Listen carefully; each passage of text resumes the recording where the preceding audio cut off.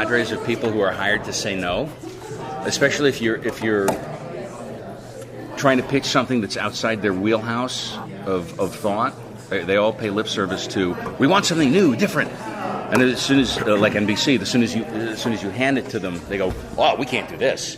This is not something we understand." So I thought it was just about tapped out. And then I got a call from Gail, whom I'd known for years, who just apparently read the comic book, checked on the rights, found out I had them, and she said, "Hey, you want to partner up?" I said, "Gail, I've been wanting to work with you for years. If you can figure out how to sell this damn thing." First words out of her mouth were AMC. That never would have occurred to me, It was because of Gail that we took it there, so much credit to her. Thank you. Yeah. Can I ask you something, Greg? Yes.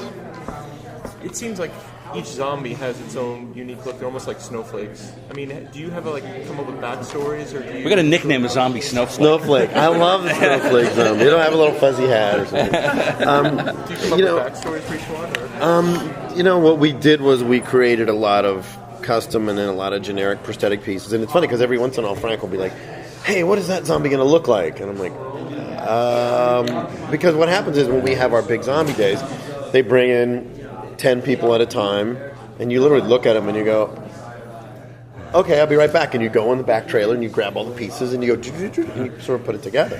So a lot of them is like, and that's a tribute to the artists on my crew, is because every person that comes in, it's like a fresh canvas. And we can take the same face 3 different days and make them look 3 different ways. So, we. But then there are the featured specialty zombies, yes. Bicycle Girl, yes. last season, yes. or deer-eating zombie, yeah. or there's this season as well, yeah. where it's a real design effort. It's a sculpted thing, like you would do with any hero makeup. It's sculpted, it's designed, and really crafted. Mm-hmm. Because it's going to be featured more. So yes, there are certain zombies that are in the script. It's like written as a zombie that has specific action, and we know he's going to get a lot of screen time. If they're going to get a lot of screen time, we want them to be fantastic. So a lot of times, I'll send pictures of Frank, and we'll bring a couple guys in, and we'll do tests, and we'll pick the pieces that we like, and go, "Okay, this guy's going to be that zombie. This guy's going to be that zombie." It's really a combination effort of really just finding out, just visually, knowing that if they're going to have a lot of screen time, they got to look fantastic. And so, how did you get involved, Greg? With this, they contacted you, or I called them the instant I read this thing. It was Who else would I call? Well, Frank and I have been talking about.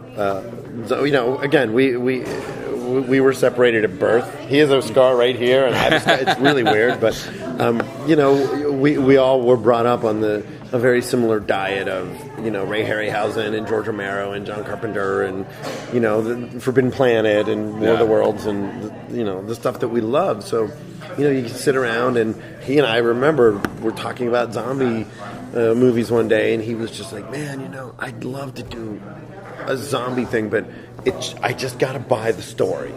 If the story doesn't suit it," and even it was funny because when you were just saying about having 2 hours to tell a zombie story versus the medium that we have now, makes a huge, and I never really thought about it until you just said that. It makes a huge difference trying to cram a whole world of information in 2 hours versus what we have now and with the ability to do what we can do.